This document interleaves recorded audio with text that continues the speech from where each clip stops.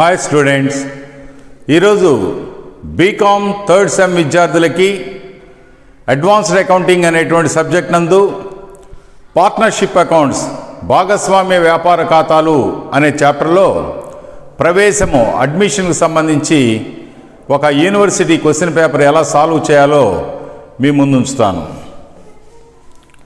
ABC అనేటువంటి ముగ్గురు భాగస్తులు 6:5:3 నిష్పత్తిలో పంచుకుంటున్నారు.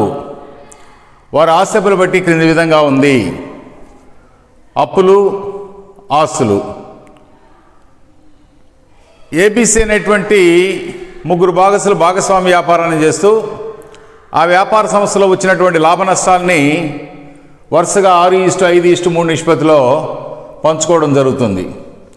వారు యొక్క ఆస్తులు బట్టి ఎలా ఉందంటే బ్యాంకులో నగదు, రుణగ్రస్తులు, సరుకు, ఫర్నిచరు, భూమి, భవనాలు. Creditors, bills payable, reserve, Capitals ABC ఇచ్చేసి దిగువన క్రింది షరతులకు లోబడి 1/8 వంతు వాటాకు డీని ప్రవేశించున్నాడు అన్నాడు. అంటే ఏబీసీలు తమ భాగస్వామ్య వ్యాపార సంస్థలోకి డి అనేటువంటి నూతన భాగస్వామిని ఆహ్వానిస్తూ వాడికి భవిష్యత్తులో 1/8 వంతు వాటా లాభాల్లో ఇచ్చేదానికి అంగీకరించినారు ఈ కింది షరతులకు లోబడి. ఫస్ట్ కండిషను, డి అంటే నూతన భాగస్థుడు తన వాటా మూలధనం క్రింద 36,000 క్యాష్ తేవాలి. సెకండ్, డి నూతన భాగస్వామ్య వ్యాపార సంస్థలోకి ప్రవేశించేదానికి ముందుగా సంస్థకు ఉండేటువంటి ఆస్తుల్లో వచ్చినటువంటి మార్పులు, ఫర్నిచర్ 1840 చేత తగ్గించాలన్నాడు. ఫర్నిచరు ఇక్కడ వచ్చేసి 14,700 ఉంది. ఇందులో 1840 రూపాయలు డిప్రిసియేషన్ తరుగుదల అని చెప్తున్నాడు. సరుకుపై 20% ఏర్పాటు చేయాలన్నాడు తరుగుదల. సరుకు ఇక్కడ 58,800 ఉంది. దాని మీద 20% తరుగుదలకు లెక్కించి దాన్ని పునర్మూల్యాంకన ఖాతా లేదా లాభ నష్టాల సర్దుబాటు ఖాతాకి డెబిట్ చేయాలి. తర్వాత నెక్స్ట్, చెల్లించవలసిన మరమ్మతులకు బిల్లు 2,640 రూపాయలు ఏర్పాటు చేయవలను అన్నాడు. అంటే అవుట్ స్టాండింగ్ రిపేర్స్ వచ్చేసి provision for out standing repairs 2,640 rupees అన్నాడు. చెల్లించవలసినటువంటి మరమ్మతుల కోసము, రిపేర్ల కోసము 2,640 రూపాయలు పక్కన పెట్టండి అంటున్నాడు. కాబట్టి ఇది కూడా పునర్మూల్యాంకన ఖాతాకి డెబిట్ చేయాలి. భూమి భవనాల విలువ 1,30,200గా తీసుకోవాలని అన్నాడు. ఇక్కడ భూమి భవనాలు వచ్చేసి 1,08,000 ఉన్నాయి. ఇప్పుడు ప్రజెంట్ దాని వాల్యూ 1,30,200 అన్నాడు. ఆ రెండింటి తేడా పెరుగుదలగా లాభ నష్టాల సర్దుబాటు ఖాతా లేదా పునర్మూల్యాంకన ఖాతాకి క్రెడిట్ చేయాలి. తర్వాత గుడ్విల్ 17,640 రూపాయలుగా స్థిరపరచవలను అన్నాడు. అంటే క్రియేషన్ ఆఫ్ ది గుడ్విల్ని సృష్టిస్తున్నారు. నూతన భాగస్థుడు భాగస్వామ్య వ్యాపార సంస్థలోకి ప్రవేశించే సందర్భంలో పాత భాగస్థులు కొంత వాటా కోల్పోవలసి వస్తుంది. కాబట్టి ఆ నష్టానికి పరిహారంగా, ప్రతిఫలంగా, ప్రీమియంగా నూతన భాగస్థుడు గుడ్విల్లు 17,640 రూపాయలు తెచ్చినట్లుగా భావించి దాన్ని ఏబీసీ పాత భాగస్థులు ముగ్గురు పనిచేసుకుంటారు. పంచుకొని దాన్ని సంస్థలోనే ఉంచడం జరుగుతుంది. దాని అర్థము గుడ్విల్ 17,640 రూపాయలు స్థిరపరచవాలంటే క్రియేషన్ ఆఫ్ ది గుడ్విల్. మీరు తయారు చేసే కొత్త ఆస్తుల బెట్లో 17,640 గుడ్విల్గా కనపడాలా. ఈ 17,640 భాగస్థులు, పాత భాగస్థులు వారి మూలధన ఖాతాల్లో పాత నిష్పత్తి ప్రకారము క్రెడిట్ చేయాలి. తర్వాత ఫైనల్, డి మూలధనం ఆధారంగా ఏబీసీల మూలధనాలు సర్దుబాటు చేసి అవసరమైన మేరకు కరెంటు ఖాతాలను ప్రారంభించవాలని అంటున్నాడు. అంటే డికి 1/8 వంతు వాటా ఇస్తారు. ఇప్పుడు దీని ఆధారంగా ఏబిసిడి యొక్క నూతన నిష్పత్తి కనుక్కొని డికి ఇచ్చే 1/8 వంతు వాటాకి తాను మూలధనంగా 32,000 తెస్తే నూతన భాగస్థులు యొక్క నూతన నిష్పత్తి ప్రకారం నూతన భాగస్థ సంస్థలోకి ప్రవేశించిన తర్వాత నూతన నిష్పత్తి కనుక్కుంటారు ఏబిసి మరియు డి. ఆ నూతన నిష్పత్తిలో నూతన భాగస్థుడు డి తన వాటా 1/8 వంతు వాటాకి 32,000 తెస్తే ఏబిసి వారు ముగ్గురు కూడా, పాత భాగస్తులు ముగ్గురు కూడా ఈ కొత్త నిష్పత్తి ప్రకారం ఎంత మూలధనం తీసుకురావాల్సి ఉంటుంది అంటే నూతన భాగస్తుని మూలధనాన్ని బట్టి పాత భాగస్తుల యొక్క మూలధనాల్ని అడ్జస్ట్ చేయాలి, సర్దుబాటు చేసి. ఒకళ్ళు ఎక్కువ ఉంటే నగదు ఇంటికి తీసుకుపోతారు, తక్కువ ఉంటే ఇళ్ల వద్ద నుంచి వ్యాపార సంస్థలకు తెస్తారు సహజంగా. ఇక్కడ సర్దుబాటు చేసి ఎక్కువ ఉన్నా దాన్ని ఇంటికి తీసుకోపోకుండా కరెంటు ఖాతా మళ్లించమంటున్నాడు. ఒకళ్ళు తక్కువ ఉన్నా ఆ మేరకు ఆ మొత్తాన్ని కరెంటు ఖాతాలో మళ్లించమంటున్నాడు. అంటే క్యాష్ ట్రాన్సాక్షన్స్ ఏమీ లేకుండా మూలధనాలను అడ్జస్ట్ చేసి ఆ ఎక్సెస్ బ్యాలెన్స్ కానీ షార్టేజ్ బ్యాలెన్స్ కానీ కరెంటు ఖాతాలకు ట్రాన్స్ఫర్ చేయమని చెప్పేసి మనల్ని క్వశ్చన్ చేస్తూ ఇది లెక్క ఇవ్వడం జరిగింది. ఈ ఇన్ఫర్మేషన్ యొక్క సహాయంతో కొత్త సంస్థకు అవసరమైనటువంటి ఖాతాలను ఏర్పాటు చేసి ఆస్తిపరుల బట్టిని, నూతన ఆస్తిపరుల బట్టిని తయారు చేయమంటున్నాడు.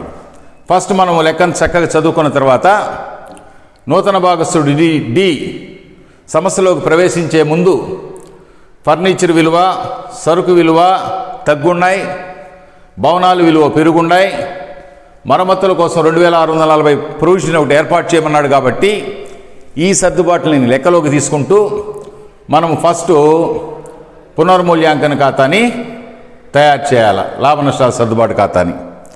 ఈ లాభ నష్టాల సర్దుబాటు ఖాతాలో తరుగుదలని డెబిట్ చేసి పెరుగుదలలో క్రెడిట్ చేయాలి.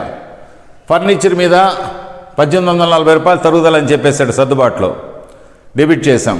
To depreciation on furniture. సరుకు మీద 20% తరుగుదల ఏర్పాటు చేయమన్నాడు.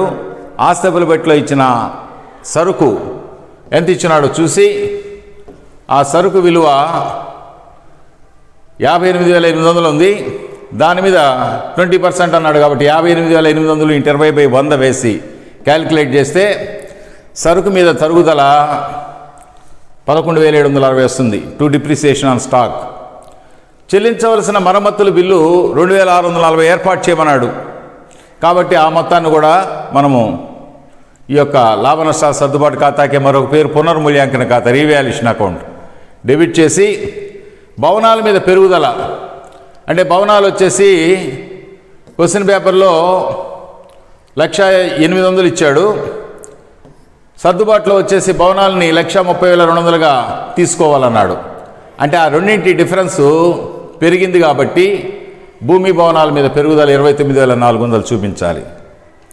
ఇవన్నీ కూడా నూతన భాగస్తులు సంస్థలోకి ప్రవేశించే దానికి ముందుగానే పాత భాగస్తులు ఆస్తుల మీద ఏర్పడిన తరుగుదలని డెబిట్, ఆస్తుల మీద ఏర్పడిన పెరుగుదలని కూడా క్రెడిట్ చేసి ఆ తరుగుదల పెరుగుదల మధ్య తేడాన్ని లాభంగా పరిగణించి ఆ లాభాన్ని ముగ్గురు భాగస్తులు పంచుకోవడం జరుగుతుంది. ఇప్పుడు పెరుగుదలన్నీ కూడితే భూమి భవనాల మీద పెరుగుదల 29,400 నుంచి ఈ రెండు ఆస్తుల మీద తరుగుదల ప్లస్ చెల్లించవలసిన బిల్లులు, చెల్లించవలసిన మరమ్మతులకై బిల్లు 2,640, రిపేర్స్ అవుట్ స్టాండింగ్, మరమ్మతులు చేయించుకున్నందుకు చెల్లించాల్సినటువంటి పెండింగ్ అమౌంట్, ఈ మూడు కూడి తీసేస్తే 13,160 లాభం వస్తుంది.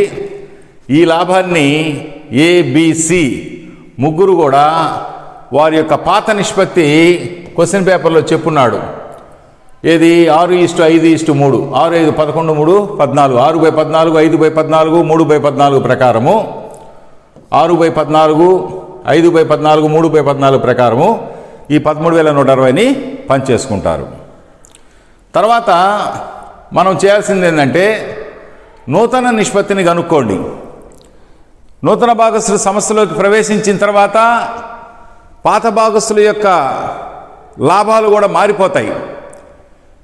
ఎలా అంటే నూతన నిష్పత్తి కనుక్కోవడంలో నూతన భాగస్తుడికి మనం ఇస్తున్న వాటా 1/8 వంతు వాటాకి వాడు సంస్థలో ప్రవేశించాడు. అంటే 8 భాగాల్లో ఒక భాగం డీకి ఇచ్చేస్తే ఇంకా మిగిలిన భాగాలు 7/8. ఈ మిగిలిన అంటే డీకి ఇవ్వగా మిగిలినటువంటి వాటా 7/8ని ఏబిసి వారి పాత నిష్పత్తి ప్రకారం పంచుకుంటారు. కాబట్టి 7/8 అంటే డీకి ఇవ్వగా మిగిలిన వాటా 7/8ని ఇంటూ వారి పాత వాటా 6/14 ఏస్ క్యాలిక్యులేట్ చేస్తే 6/16 కొత్త నిష్పత్తి వస్తుంది. పాత నిష్పత్తి 6/14, 6:5:3 అని ఆస్తిబులబెట్లో చెప్పాడు పైన. ఏ 6 భాగాలు, బి 5 భాగాలు, సి 3 భాగాలు అన్నాడు. కాబట్టి వారు పాత నిష్పత్తి 6/14, డికి ఇవ్వగా మిగిలిన వాటా 7/8.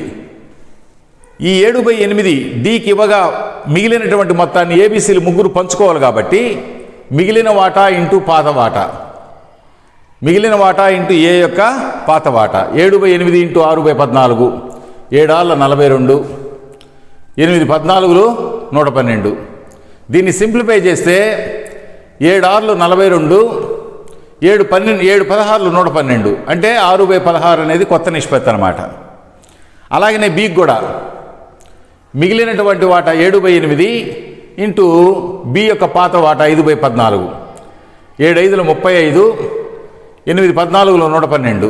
దీన్ని సింప్లిఫై చేస్తే 7 5 35, 7 16 112, అంటే 5/16 బి యొక్క కొత్త నిష్పత్తి. అలాగనే సి యొక్క కొత్త నిష్పత్తి మిగిలిన వాటా 7/8 ఇంటూ పాత నిష్పత్తి 3/14, 7 3 21, 8 14 112. దీన్ని సింప్లిఫై చేస్తే 7 3 21, 7 16 112, అంటే 3/16. ఇవి కొత్త నిష్పత్తులు ఎలా వచ్చినాయి? డికి ఇవ్వగా మిగిలిన వాటా ఇంటూ వారి యొక్క పాత వాటా, మిగిలిన వాటా ఇంటూ పాత వాటా. బిది మిగిలిన వాటా ఇంటూ బి పాత వాటా. సిది మిగిలిన వాటా ఇంటూ సి పాత వాటా. వేస్తే కొత్త వాటాలు వచ్చి 6:5:3, అంటే 16 భాగాల్లో 6 భాగాలు ఇటు తీసుకుంటున్నాడు ఏ కొత్త నిష్పత్తి. బి వచ్చేసి 16 భాగాల్లో 5 భాగాలు తీసుకుంటున్నాడు. సి వచ్చి 16 భాగాల్లో 3 భాగాలు తీసుకుంటున్నాడు. అప్పుడు మొత్తం 16 వాటాలకి ముగ్గురికి ఎంత వచ్చింది? 6 5 11 3 14. 16 భాగాల్లో 14 భాగాలు పోతే ఇక మిగిలిన 2/16 డి యొక్క వాటా. ఆల్రెడీ డి వాటా మనకి క్వశ్చన్ పేపర్లో ఇచ్చినాడు. 1/8 వాటాకి 1/8 అన్నా 2/16 అన్నా ఒకటే. 1/8 లేదా 2/16. ఇప్పుడు ఈ కొత్త నిష్పత్తి 6:5:3:2, 6 5 11 3 14, 16 భాగాల్లో 14 భాగాలు పోతే ఇంకా 2 భాగాలు డికి. ఈ విధంగా మనం కొత్త నిష్పత్తి కనుక్కున్నాం. ఇప్పుడు మూలధనాలు సర్దుబాటు చేయమంటున్నాడు. కొత్త నిష్పత్తి ఆధారంగా నూతన భాగస్తుని యొక్క మూలధనాన్ని బట్టి పాత భాగస్తుల మూలధనాలు సర్దుబాటు చేయండి అంటున్నాడు. ఇప్పుడు మూలధనాలు క్యాపిటల్ అడ్జస్ట్మెంట్స్ ఎలా అంటే, డికి ఎన్ని వాటాలు ఇస్తున్నారు? నూతన నిష్పత్తిలో 2 భాగాలు ఇస్తున్నారు. ఇక్కడ కనుక్కున్నాం మనం 2 భాగాలు. ఇవన్నీ కూడితే 16 భాగాలు. అందులో డి వాటా 2/16, అంటే 2 వాటాలకి ఎంత తెస్తున్నాడు మూలధనం? క్వశ్చన్ పేపర్లో చెప్పిన మొత్తం 32,000. తన 2 భాగాలకు 32,000 అయితే ఏ వాటా 6 వాటాలు 6 భాగాలు. మరి డి తన 2 వాటాలకి లేదా 2 భాగాలకి 32,000 తెస్తే ఏ తన 6 భాగాలకి ఎంత తేవాలా? అంటే 32,000 ఇంటూ 6/2 వేస్తే 96,000 తేవాలా. అంటే ఏ మూలధనం యొక్క ఖాతాలో ఎంత ఉండాలంటే బ్యాలెన్సు 96,000 మూలధనం అడ్జస్ట్ చేసినటువంటి క్యాపిటల్ ఉండాలా.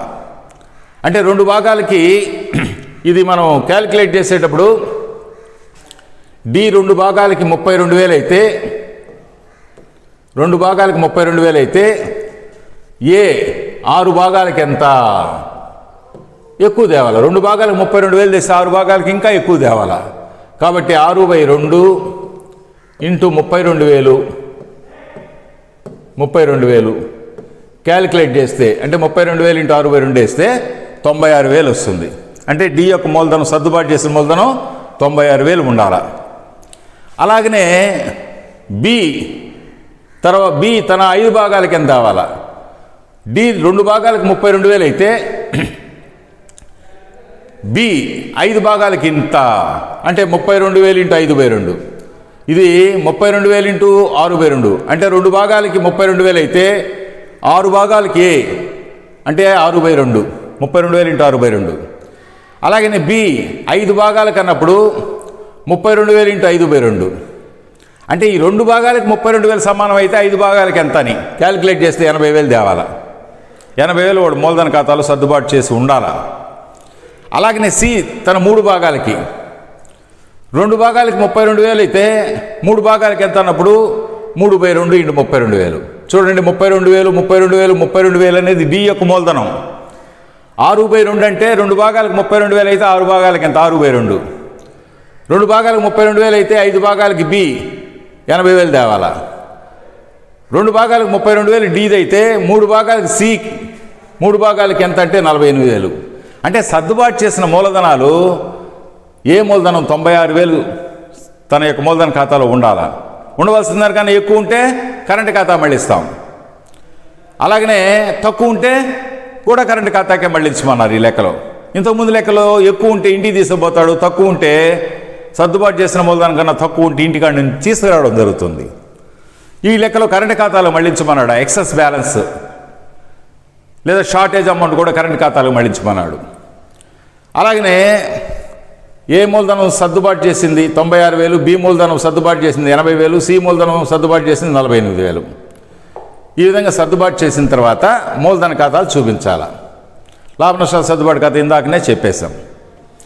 ఇప్పుడు మూలధన ఖాతాల్లో డెబిట్ క్రెడిట్ వివరాలు ఏబిసిడి. ఇంతకుముందు 3 భాగస్తులు, ఇప్పుడు 4వ వాడు చేరాడు కాబట్టి డి. అలాగనే వివరాలు A B C D. First by balance brought down, by తెచ్చి నిల్వ. ఇవి ఆస్తుల పెట్టిలో అప్పుల వైపున ఏ మూలధనం 79,800 బిసి ఇచ్చాడు. ఇవి 3 కూడా వారి మూలధన ఖాతాల్లో క్రెడిట్ చేయాలి. కాబట్టి మూలధన ఖాతాల్లో నేరుగా 79,800, 67,200, 33,600 బై తెచ్చి నిల్వ. ఆల్రెడీ తెచ్చున్నారు కాబట్టి బై తెచ్చి నిల్వ ఏబిసిలో వేశాం. డి అనేవాడు ఇప్పుడు తెస్తున్నాడు నూతన భాగస్తులుగా, సంస్థలోకి ఇప్పుడు అడుగు పెడుతున్నాడు కాబట్టి 1/8 వంతు వాటాకి 2/16 వంతు వాటాకి 32,000 క్యాష్ తెస్తున్నాడు కాబట్టి నగదు సమస్యలోకి వస్తుంది. కాబట్టి నగదు ఖాతా డేటా డి ఇస్తున్నాడు నూతన భాగస్తు. ప్రయోజనం ఇచ్చేవాడిని క్రెడిట్ చేస్తాం. సో నగదు ఖాతాలో ఇప్పుడు మూలధన ఖాతాల్లో బై నగదు అని చెప్పి 32,000 డి యొక్క మూలధనంలో వేయాలి. ఈ ముగ్గురు మూలధనాలు ఆల్రెడీ తెచ్చున్నారు కాబట్టి బై తెచ్చి నిల్వ, by balance brought down. D అనేవాడు ఇప్పుడు తెస్తున్నాడు కాబట్టి నూతన సమస్యలోకి వచ్చేటువంటి సందర్భాల్లో 32,000 తెస్తున్నాడు కాబట్టి బై నగదు ఖాతా. తర్వాత నెక్స్ట్ ఆస్తుల పెట్టి కానీ గమనించినట్లయితే నూతన భాగస్తుడు సమస్యలోకి ప్రవేశించేదానికి ముందుగానే పాత భాగస్తులకు సంబంధించిన రిజర్వ్ ఫండ్ 14,000 ఉంది. ఈ రిజర్వ్ ఫండ్ పాత భాగస్తులు 3 పంచుకోవాలి. అలాగనే ఉంచినట్లయితే రేపు నూతన భాగస్తులు క్వశ్చన్ చేసే అధికారం ఉంది. కాబట్టి నూతన భాగస్తులు వచ్చే లోపలే ఏమైనా రిజర్వ్స్ ఉంటే పాత భాగస్తులు పంచుకోవాలి పాత నిష్పత్తి ప్రకారం. అంటే 6 భాగాలు 5 భాగాలు 3, 6:5:3, 6/14, 5/14, 3/14 ప్రకారం ఈ యొక్క రిజర్వ్ 14,000 పనిచేయాలి. పనిచేసి వారి మూలధన ఖాతాలకి క్రెడిట్ చేస్తాం. కాబట్టి బై రిజర్వ్ ఖాతా 6,000, 5,000, 3,000. అలాగే నూతన భాగస్తుడు సమస్యలోకి వచ్చేటువంటి సందర్భాల్లో గుడ్విల్లు నగదు రూపంలో తీసుకురాకపోయినా కూడా 17,640 స్థిరపరచవలన అన్నాడు. అంటే క్రియేషన్ ఆఫ్ ది గుడ్విల్ తెచ్చినట్లుగా భావించి నూతన భాగస్తుడు డబ్బు తేకపోయినా గుడ్విల్గా తెచ్చినట్లుగా భావించి ఈ 17,640 ఏబీసీలు 3 పాత నిష్పత్తి ప్రకారం పంచుకోవాలా. కాబట్టి బై గుడ్విల్ అని చెప్పేసి వారి మూలధన ఖాతాలో బై గుడ్విల్ అని ఏబిసి వేసేస్తాం. తర్వాత పునర్మూల్యాంకన ఖాతా లేదా లాభ నష్టాల సర్దుబాటు ఖాతాలో లాభాన్ని 3కి పంచున్నాం ఏబిసి. అంటే లాభ నష్టాల సర్దుబాటు ఖాతాలో 2ABC అయితే ఏబిసి మూలధన ఖాతాల్లో బై లాభ నష్టాల సర్దుబాటు ఖాతా లేదా బై పునర్మూల్యాంకన ఖాతా. అంటే పునర్మూల్యాంకన ఖాతాలో వచ్చిన లాభం ఏబిసి. ఇప్పుడు మూలధనాలు సర్దుబాటు చేయాలా? ఎట్లా సర్దుబాటు చేయాలా? ఏ మూలధనం వాడు మూలధనం 79,800, 79,800, రిజర్వ్ 6,000, గుడ్విల్ 7,560, లాభాల్లో వాటా పునర్మూల్యాంకన ఖాతాలో వాటా 5,640. 1, 2, 3, 4 ఈ 4 ఐటమ్స్ కూడితే 99,000 ఉంది. కానీ మూలధనాలు సర్దుబాటు చేసినప్పుడు 96,000 ఉంటే చాలు. ఏ యొక్క మూలధనము నూతన భాగస్తుని మూలధనాన్ని బట్టి సర్దుబాటు చేస్తే వాడు 2 భాగాలకు 32,000 అయితే 6 భాగాలకు 96,000 తేవాలా. కానీ వాడు మూలధన ఖాతాలో 99,000 ఉంది. అంటే 3,000 ఎక్స్ట్రా ఉంది కాబట్టి ఆ 3,000ని కరెంటు ఖాతాకు మళ్లించేయమన్నారు. ఒకవేళ కరెంటు ఖాతాకు మళ్లించకపోతే ఇంటికి తీసుకుపోతాడు 2 నగదు ఖాతా అని చెప్పి 3,000 వేస్తాం. కానీ కరెంటు ఖాతా మళ్లించమన్నాడు కాబట్టి 2 కరెంటు ఖాతా ఏకి సంబంధించి 3,000 వేయాలి. అలాగనే బి మూలధన ఖాతా చూడండి. వాడి మూలధనం, రిజర్వు, గుడ్విల్లు, పునర్మూల్యాంకన ఖాతాల లాభం 1, 2, 3, 4 ఐటమ్స్ కలిపి 83,200 వాడు మూలధన ఖాతాలో ఉంది. మూలధనాలు సర్దుబాటు చేసినప్పుడు 80,000 ఉంటే చాలన్నారు. 2 భాగాలకి నూతన భాగస్వామి 32,000 అయితే 5 భాగాలకి బి ఎంత తేవాలంటే 80,000 తేవాలా. మరి 80,000 ఉండాల్సి ఉంటే వాడు మూలధన ఖాతాలో ఎంత ఉంది? 83,200 ఉంది. అంటే ఎక్స్ట్రా ఎంత ఉంది? 3,200 ఎక్స్ట్రా ఉంది కాబట్టి 3,200ని కరెంటు ఖాతాలకు మళ్ళించేయాలి. ఒకవేళ నగదు కరెంటు ఖాతాలు అని చెప్పకపోతే 2 నగదు ఖాతా అని చెప్పి ఆ ఎక్సెస్ అమౌంట్ ఇంటికి తీసుకుపోతాడు. ఇక్కడ కరెంటు ఖాతాలకి ఎక్సెస్ మళ్లించమన్నాడు కాబట్టి 2 బి కరెంటు ఖాతాలో బికి సంబంధించిన 3,200ని కరెంటు ఖాతాకి ట్రాన్స్ఫర్ చేయాలి. అలాగనే సికి అని గమనించినట్లయితే సి మూలధన ఖాతా, మూలధనము, వాడి యొక్క రిజర్వు, గుడ్విల్లు, పునర్మూల్యాంకన ఖాతాల లాభం అన్నీ కలిపితే యాక్చువల్గా 4,800 తక్కువ ఉంది. అంటే 48,000 యాక్చువల్గా ఖాతాలో ఉండాల్సి ఉంటే, సర్దుబాటు చేసిన తర్వాత సి యొక్క మూలధనం 48,000 ఉండాల్సి ఉంటే వాడి మూలధన ఖాతాలను పరిశీలించినప్పుడు 4,800 తక్కువ ఉంది. 48,000 ఉండాల్సింది 4,800 తక్కువ ఉంది కాబట్టి ఇప్పుడు ఇంటికాడి నుంచి తేవాలా అంటే తెచ్చినప్పుడు బై నగదు ఖాతాని రాయొచ్చు. కానీ ఇక్కడ కరెంటు ఖాతాలకు మళ్లించమన్నాడు కాబట్టి నగదు అనే ప్రశ్న ఉదయించదు. కాబట్టి ఈ ఎక్సెస్ అమౌంట్ 48,000 ఉండాల్సి ఉంటే 4,800 తక్కువ ఉంది. కాబట్టి ఆ బ్యాలెన్స్ డిఫరెన్స్ అమౌంట్ని కరెంటు ఖాతాకు మళ్లించమంటున్నాడు. కాబట్టి బై కరెంటు ఖాతా, కరెంటు ఖాతాకి చెప్పకుండా ఉంటే, కరెంటు ఖాతా ప్రస్తావన తేకుండా క్వశ్చన్ పేపర్లో ఉంచినట్లయితే బై నగదు ఖాతా అని రాస్తాం. ఇప్పుడు కరెంటు ఖాతాలు మళ్లించమన్నాడు కాబట్టి ఆ షార్టేజ్ అమౌంట్ 4,800ని బై కరెంటు ఖాతా అని చెప్పి వ్రాసి ఇప్పుడు నిల్వలు తెలుస్తాం. అంతా కూడితే ఏ 99,000, 99,000లో 96,000 ఉంచితే చాలు సర్దుబాటు మూలధనం. సర్దుబాటు చేసిన మూలధనం 96,000 ఉంచితే చాలు. కాబట్టి ఆ 3,000ని కరెంటు ఖాతా మళ్లించాం. బి మూలధన ఖాతాలో మొత్తం 83,200 ఉంది. 80,000 ఉంచితే చాలు సర్దుబాటు చేసినటువంటి మూలధనం 80,000 అని చెప్పాడు. మరి ఎక్సెస్ అమౌంట్ ఆ 3,200ని కూడా కరెంటు ఖాతా మళ్ళిస్తున్నాం. సిది 4,800 తక్కువ ఉంది ఉండాల్సిన దానికన్నా. 48,000 ఉండాల్సి ఉంటే 43,200 ఎంతో సంథింగ్ ఉంది. ఆ డిఫరెన్స్ 4,800 తీసుకురావాలి కాబట్టి కరెంటు ఖాతా మళ్ళించి కూడినట్లయితే 48,000 తేల్చి నిల్వ.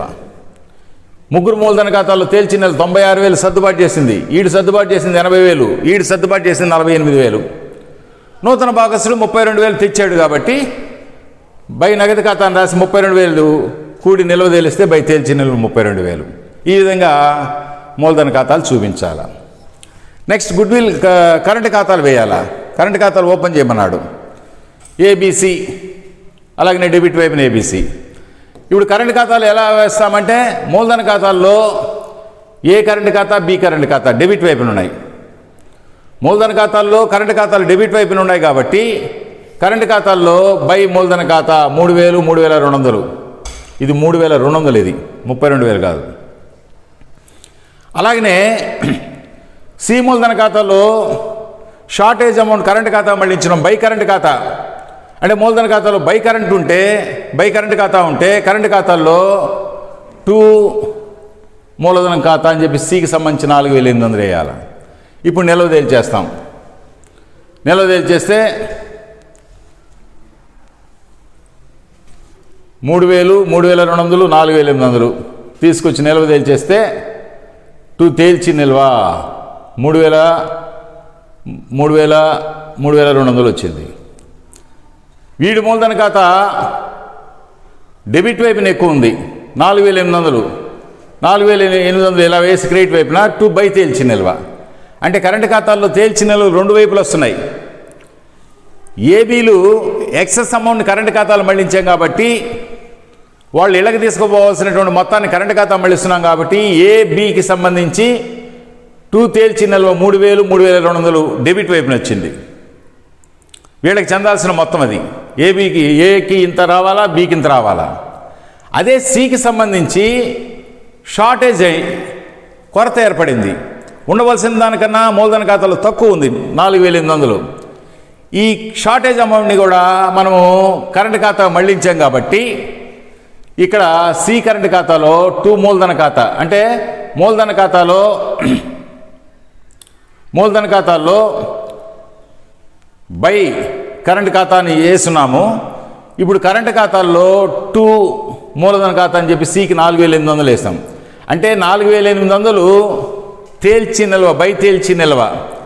ఈ 4,800 ఏంటంటే మీరు గమనించినట్లయితే సి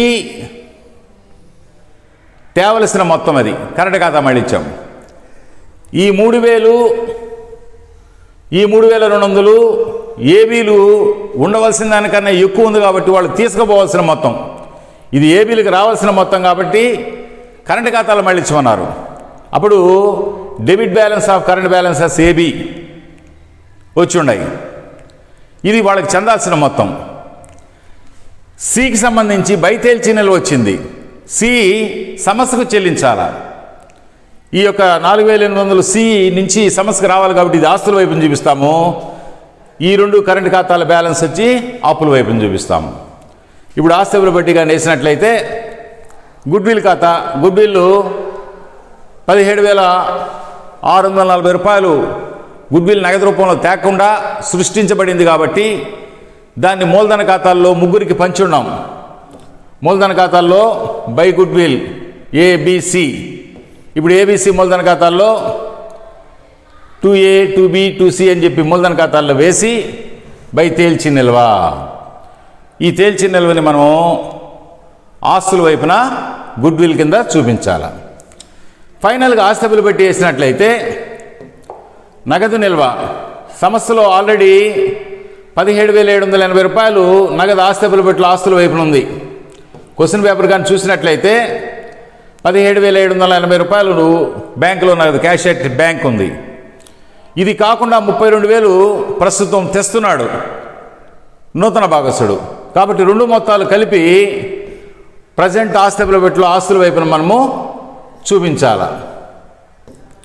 సో ఆస్తుల వైపున నగదని చెప్పి పాత బ్యాలెన్స్ ప్లస్ నూతన భాగస్థుడు తెస్తున్న మూలధనం రెండు కలిపి 49,780. రుణగ్రస్తులు వచ్చి 52,920 యాజ్ ఇట్ ఈజ్, దాని మీద సర్దుబాటు ఏం లేదు. సరుకు వచ్చి 47,040 సర్దుబాట్లు.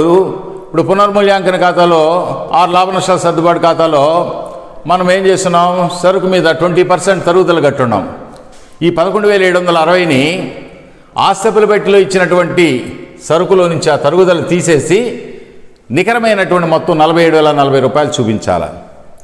అలాగనే ఫర్నిచర్ మీద కూడా తరుగుదల క్వశ్చన్ పేపర్లో చెప్పున్నాడు.